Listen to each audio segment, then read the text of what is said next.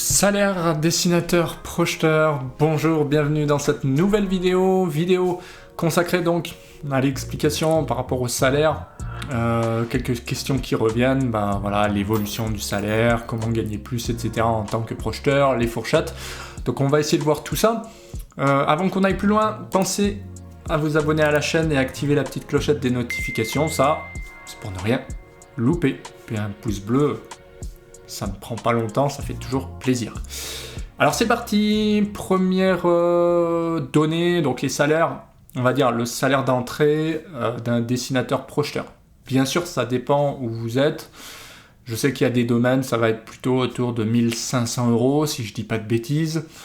Et puis il y a d'autres entreprises, d'autres bureaux d'études où vous allez commencer directement à 1008. Donc il n'y a pas de données absolues, on va dire dans les 1006. Voilà, ça c'est la fourchette basse. Quand je vous dis ça, je parle toujours en brut. Alors ça peut monter à 3000. C'est dans certains cas avec de l'expérience, etc. Donc en gros, comment ça se passe? C'est vrai que quand on est novice, vous pouvez quand même demander, mais l'idée c'est quand même de faire vos preuves. Évidemment, l'évolution de salaire, ça se fait un peu comme partout, je pense, c'est quand vous changez de boîte, si vous avez un petit peu d'expérience, ne serait-ce que de 3-4 ans, bien sûr, vous allez demander un salaire qui est supérieur. En fait, on entend souvent dire, oui, mon patron ne veut pas m'augmenter, etc. En même temps, c'est tout à fait logique. Même si vous faites des gros efforts et que vous investissez beaucoup, il y a quand même la donnée changement de bureau d'études. Je ne vous dis pas de démissionner tout de suite, rassurez-vous. Mais bon, c'est sûr que si vous voulez vraiment évoluer, il y a certaines choses à connaître. Donc, comme je vous disais, cette fourchette, donc on va dire de 1007, 1008 à peut-être 3002, 3003, 3005 pour les mieux payés. Après, on est plutôt sur des salaires d'ingénieurs. Les ingénieurs peut-être seront entre 2007 et peut-être même un peu moins, 2005 à 3000, plus de 3000 €. Voilà, quasiment 4000. Donc tout dépend. Alors bien sûr, l'évolution, c'est important, ça veut dire que plus vous êtes compétent, plus vous savez gérer de choses, plus on peut vous donner des projets importants, peut-être former les nouveaux, gérer des gabarits, etc. Mieux c'est.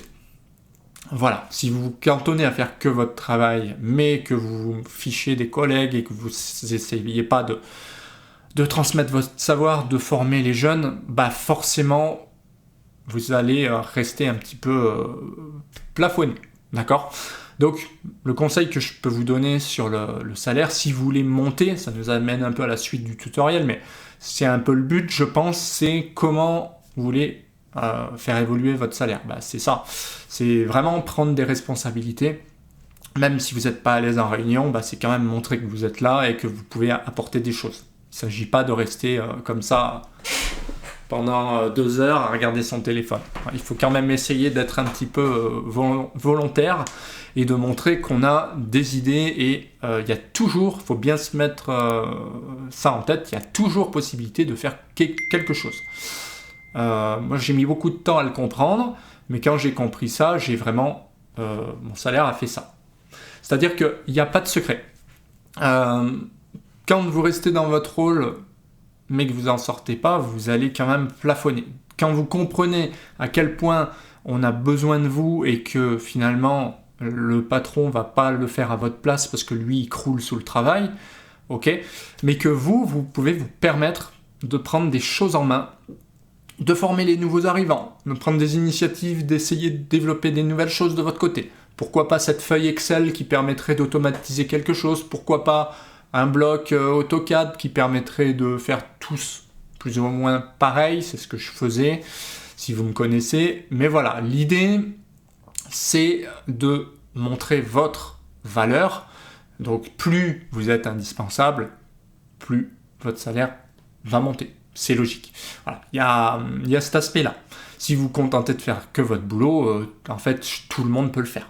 Si vous apportez quelque chose de différent, vous prenez une importance, vous prenez aussi on va dire, un intérêt aux yeux de votre hiérarchie, et votre travail n'en sera que plus intéressant.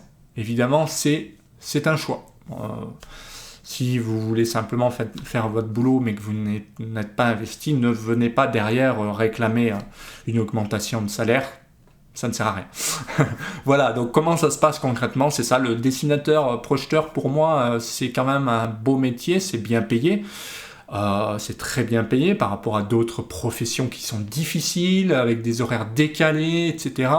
Alors bien sûr, oui, il n'y a pas tout le système de primes peut-être, n'empêche que vous avez un salaire qui est quand même assez confortable pour des horaires de bureau, c'est pas trop compliqué, on a le chauffage en hiver, voilà. Sauf s'il y a une coupure de courant, bien sûr. Mais voilà, il y a pire. Voilà.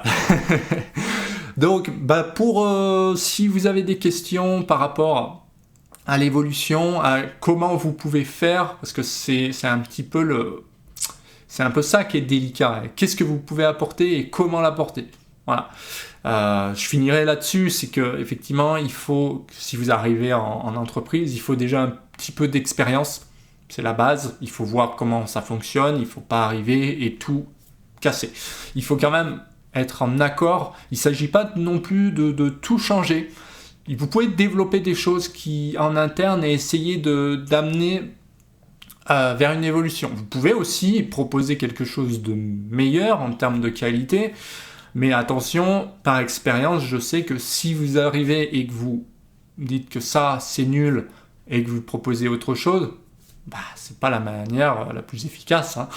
Entre nous, c'est comme si vous dites à quelqu'un, non mais ce que tu fais, c'est pas bon, moi je fais mieux. Enfin, c'est vraiment prétentieux, et la manière dont c'est dit, forcément, derrière, les portes vont se fermer.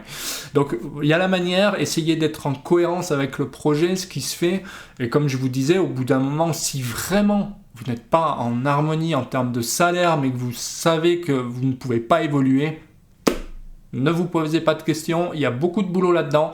Vous prenez vos clics et vos claques et vous cherchez vraiment l'entreprise où vous allez pouvoir vous épanouir. Ça, c'est le conseil et le mot de la fin. Donc voilà, n'hésitez pas à réagir là en commentaire, à dire ce que vous en pensez, dire voilà ce que vous trouvez, et à poser aussi vos questions, pourquoi pas, même en privé.